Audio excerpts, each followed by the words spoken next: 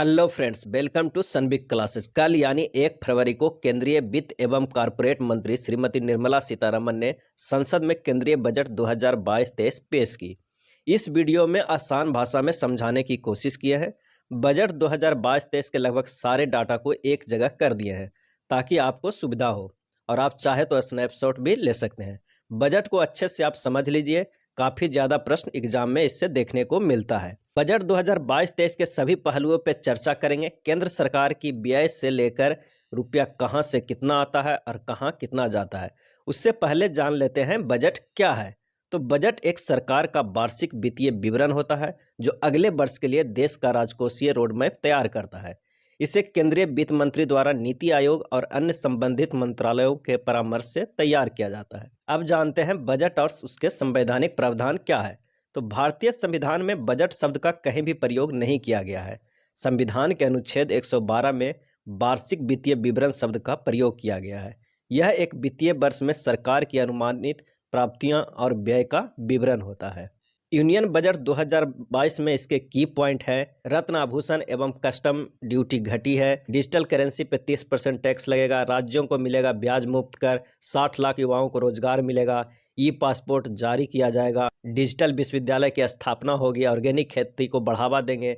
अगले 3 सालों में 400 वंदे भारत ट्रेनें आएगी। यहाँ पे हम निर्मला सीतारमण के भाषण के कुछ अंश लेकर आए हैं। इसमें आत्मनिर्भर भारत, अमृतकाल के लिए समांतर मार्ग, आर्टिफिशियल इंटेलिजेंसी, पीएम गति शक्ति, सभी पहलुओं के बारे में उनकी भाषण में चर्चा की गई है। आइए अब जानते हैं उनके बजट में क्या क्या समावेश किया गया है अमृतकाल के लक्ष्य को रखते हुए। यूनियन बजट 2022-23 अमृतकाल के लक्ष्य को रखते हुए बनाया गया है। यह अर्थव्यवस्था को दिशा देने के लिए इंडिया 75 से इंडिया 100 की ओर ले जाने की बुनियाद है, जो अगले 25 वर्षों में समावेशी अर्थव्यवस्था पर फोकस और टेक्नोलॉजी सक्षम विकास के अनुरूप है। भारत की आर्थिक वृद्धि दर 9.2 अनुमानित है, जो सभी बड़ी अर्थव्यवस्थाओं में सबसे अधिक है। बजट में 4 प्राथमिकताओं को विकास दर पर जोर दिया गया है। कौन कौन? प्रधानमंत्री गति शक्ति, समावेशी विकास, निवेश के लिए वित्त पोषण, उत्पादकता में वृद्धि एवं निवेश, सनराइज अपॉर्चुनिटीज, ऊर्जा संक्रमण एवं जलवायु संबंधी गतिविधियां। सबसे पहले हम बात करते हैं कृषि एवं खाद्य प्रसंस्करण से। वैश्विक महामारी के बावजूद भी इस क्षेत्र में उल्लेखनीय वृद्धि हुई है। वर्ष 2021-22 के दौरान गेहूं और धान की खरीद पर 163 लाख किसानों को 2.37 लाख करोड़ रुपए की न्यूनतम समर्थन मूल्य का भुगतान किया गया है। मतलब पिछले साल 163 लाख किसानों के न्यूनतम समर्थन मूल्य पर गेहूं और धान की खरीद की गई थी। इस बजट में रसायन मुक्त प्राकृतिक खेती को बढ़ावा देने की बात कही गई है। उर्वरक के प्रयोग कम करने पर जोर दिया जाएगा। किसानों की सहायता के लिए किसान ड्रोन के उपयोग की बात कही गई है। केन बेतवा लिंक परियोजना के क्रियान्वयन के लिए 1400 करोड़ रुपए की व्यय किया जाएगा, जिससे 9.1 लाख हेक्टेयर कृषि भूमि को फायदा मिलेगा। आइए जानते हैं बजट 2022-23 में शिक्षा के बारे में क्या है, उसके कुछ प्रमुख पॉइंट जानते हैं। तो प्रगतिशील औद्योगिक आवश्यकताओं के अनुरूप कुशलता और रोजगार की क्षमता नेशनल स्किल क्वालिफिकेशन फ्रेमवर्क पर जोर दिया जाएगा। गुणवत्तापूर्ण व्यापक शिक्षा प्रदान करने के लिए डिजिटल विश्वविद्यालय खोले जाएंगे। पीएम ई विद्या के 1 क्लास 1 टीवी चैनल कार्यक्रम का 12 से 200 टीवी चैनलों तक विस्तार करने की बात कही गई है। गणित एवं विज्ञान में 750 वर्चुअल लैब स्थापित किए जाएंगे। प्रयुक्त शैक्षणिक माहौल के लिए 75 कौशल ई प्रयोगशालाएं खोले जाएंगे। अगला जानते हैं स्वास्थ्य के बारे में।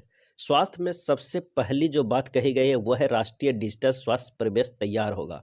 गुणवत्तापूर्ण मानसिक स्वास्थ्य परामर्श और देखरेख सेवाओं के लिए राष्ट्रीय टेली मानसिक स्वास्थ्य कार्यक्रम शुरू किया जाएगा। एकीकृत ढांचा मिशन शक्ति, मिशन वात्सल्य, सक्षम आंगनबाड़ी और पोषण 2.0 शुरू किया जाएगा। 2 लाख आंगनबाड़ियों को सक्षम आंगनबाड़ी में अपग्रेड किया जाएगा। इन सब में जो खर्चा आएगा उसके लिए राशि आवंटन किया जाएगा।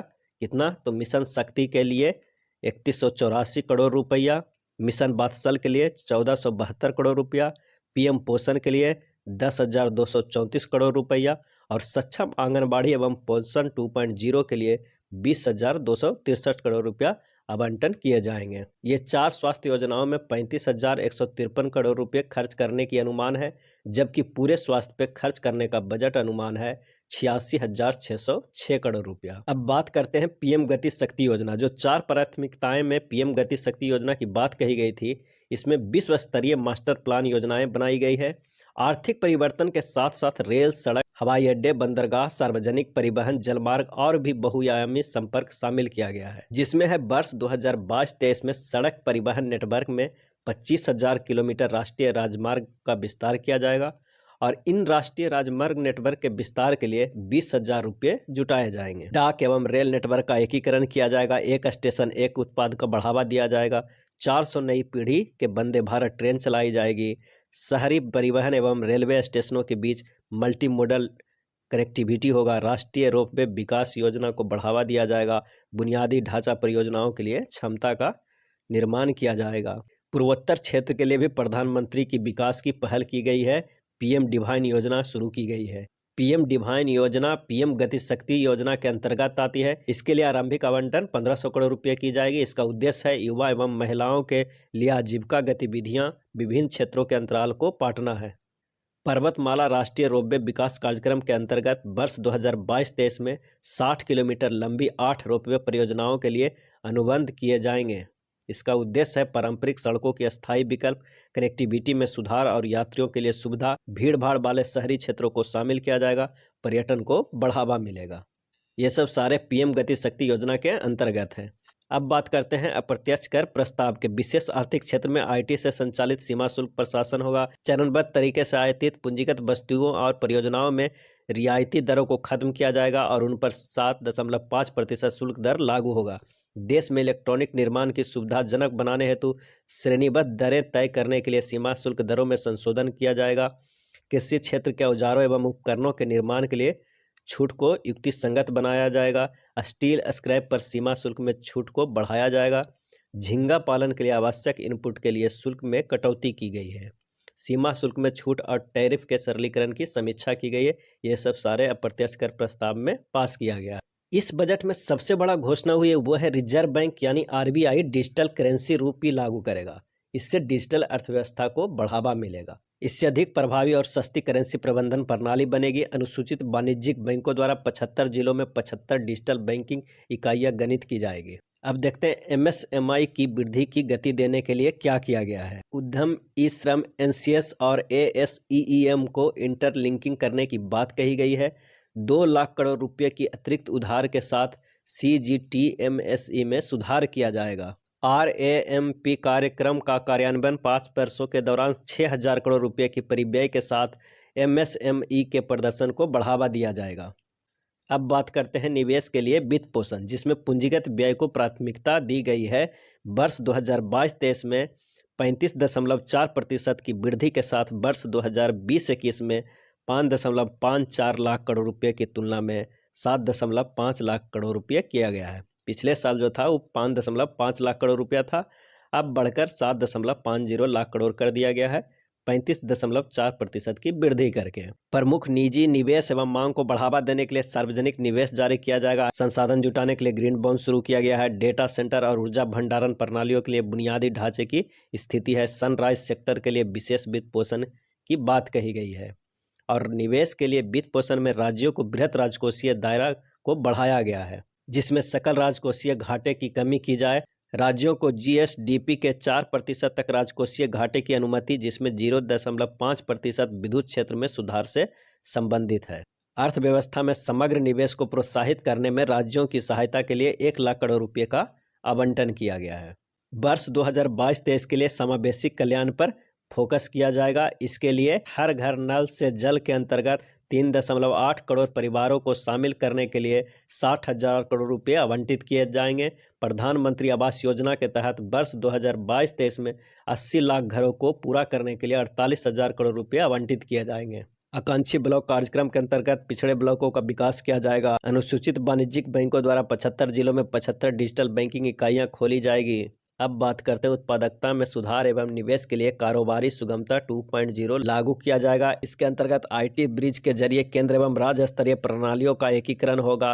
एबीसीजी को बढ़ावा देने के लिए टास्क फोर्स होगा। 5G को पीएलआई योजना का समर्थन मिलेगा। उद्योग, स्टार्टअप, शैक्षणिक संस्थाओं के लिए रक्षा और ऐड मिलेगा। वर्ष 2022-23 में घरेलू उद्योग में रक्षा क्षेत्र के लिए 68% पूंजीगत क्रय बजट होगा। जीवन की सुगमता के लिए चिप लगे पासपोर्ट जारी होंगे। भवन निर्माण नियमों को आधुनिकीकरण, शहरी नियोजन, योजनाओं का कार्यान्वयन और ट्रांजिट केंद्रित विकास होगा। शहरी नियोजन में उत्कृष्ट केंद्रों की स्थापना होगी। शहरी क्षेत्रों में चार्जिंग स्टेशनों की स्थापना के विकल्प के तौर पर बैटरी अदला बदली नीति अपनाई जाएगी। और इन उत्पादकता में सुधार एवं निवेश के लिए वर्ष 2022-23 में PLI योजनाओं के लिए आवंटन बजटीय आकलन है कितना, तो दूरसंचार एवं नेटवर्किंग उत्पाद में 528 करोड़ रुपया, जबकि लार्ज स्केल इलेक्ट्रॉनिक्स एवं IT हार्डवेयर के लिए 5300 करोड़ रुपया, फार्मास्यूटिकल्स के लिए 1629 करोड़ रुपया है। अब बात करते हैं कार्बन तटस्थ अर्थव्यवस्था की दिशा में भारत क्या योजना लेकर आया है इस बजट में। इसमें प्रमुख पॉइंट है उच्च प्रभावी मॉड्यूलों के विनिर्माण के लिए उत्पादन से जुड़े प्रोत्साहन हेतु 19,500 करोड़ रुपये के आवंटन का प्रस्ताव रखा है। थर्मल पावर संयंत्रों में 5 से 7% बायोमास पेलेट को जलाने का प्रस्ताव, 38 MMT कार्बन डाइऑक्साइड की कमी का अनुमान किया गया है। कोल गैसीकरण तथा कोयले को रसायन में बदलने के लिए 4 प्रमुख परियोजनाएं लाई जाएगी। अब इन सब प्रमुख योजनाओं में कितने रुपये के आवंटन या खर्च पिछले बजट 2021-22 में हुआ था और इस बजट में 2022-23 में कितने रुपये खर्च करने के लक्ष्य रखा गया है, उसका अनुमानित डाटा को एक जगह कर दिए हैं। जैसे प्रधानमंत्री ग्राम सड़क योजना में 19,000 करोड़ रुपया खर्च करने की लक्ष्य रखा गया है 2022-23 के बजट में, जबकि पिछले साल के बजट में 14,000 करोड़ रुपया ही खर्च करने का लक्ष्य था। सभी डाटा एक जगह कर दिया गया कि पिछले साल क्या आवंटन किया गया था और इस साल कितने आवंटन करने का लक्ष्य रखा गया है। आत्मनिर्भर भारत रोजगार योजना, प्रधानमंत्री स्वास्थ्य सुरक्षा योजना, राष्ट्रीय स्वास्थ्य मिशन योजना, जल जीवन मिशन, राष्ट्रीय शिक्षा मिशन, सभी डाटा यहाँ एक जगह कर दिया गया है। आप इसे नोट कर लीजिए। यहाँ बजट के सार है। 2022-23 में बजट के अनुमान क्या है, सभी आंकड़े करोड़ रुपया में। 2022-23 के लिए बजट अनुमान है कुल जोड़ 39,44,909 करोड़ रुपया है, जिसमें पेंशन, रक्षा, शिक्षा, ऊर्जा, विदेश मामले, वित्त, स्वास्थ्य, गृह, ब्याज, परिवहन, शहरी विकास, अन्य सभी खर्चे को एक जगह यहाँ पे डाटा को समराइज किया हुआ है। आप इसे स्नैपशॉट ले सकते हैं और ये सारे डाटा काफ़ी इंपॉर्टेंट है। एग्जाम में कभी कभी डायरेक्ट पूछ लिया जाता है कि शिक्षा के लिए कितना करोड़ रुपया आवंटन किया गया है, जिसका हो जाएगा 1,04,278 करोड़ रुपये की आवंटन किया गया है शिक्षा के लिए। अब आइए देखते हैं केंद्रीय राजस्व एवं व्यय का कि कितना रुपया कहाँ से आता है और कहाँ जाता है। सारे गणना 100 पैसे में किया गया है। सबसे ज़्यादा जो पैसा आता है वह है उधार और अन्य देय से 35 पैसा। उसके बाद माल और सेवा कर से 16 पैसे आते हैं। निगम कर और आयकर से 15-15 पैसे आते हैं। और रुपया जाता है सबसे ज़्यादा कहाँ, तो ब्याज अदायगी में 20 पैसे चले जाते हैं। उसके बाद करों और शुल्कों में राज्यों का हिस्सा 17 पैसा चला जाता है। इसके बाद केंद्रीय क्षेत्र की योजनाओं में 15 पैसे, रक्षा में 8 पैसे खर्च हो जाते हैं। बाएं तरफ जो देख रहे हैं ये बजट के प्राप्तियां और व्यय है राजस्व एवं पूंजी के। डार्क रेड इस साल के बजट 2022-23 के हैं। दाहिने तरफ बजट के सार दिया हुआ है जिसके प्रमुख आंकड़े हैं। आखिरी में जो दिया हुआ है 2022-23 के, ये महत्वपूर्ण हो जाता है। राजस्व प्राप्तियों से लेकर प्राथमिक घाटा का अनुमान कितना इस बजट में लगाया गया है, सारे डाटा एक जगह कर दिया गया है।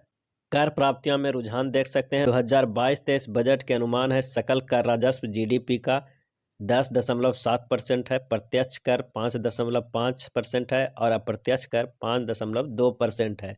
सभी GDP का प्रतिशत है।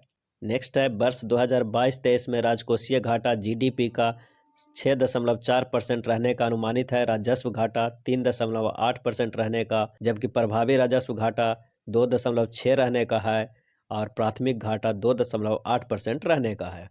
बजट के साथ साथ रेल बजट को भी पेश किया गया है। आइए उस पर भी एक नज़र डालते हैं। बजट 2022-23 में रेलवे की आय यात्री में 58,500 करोड़ रुपये हुआ था, जबकि माल ढुलाई में 1,65,000 करोड़ रुपये हुआ था।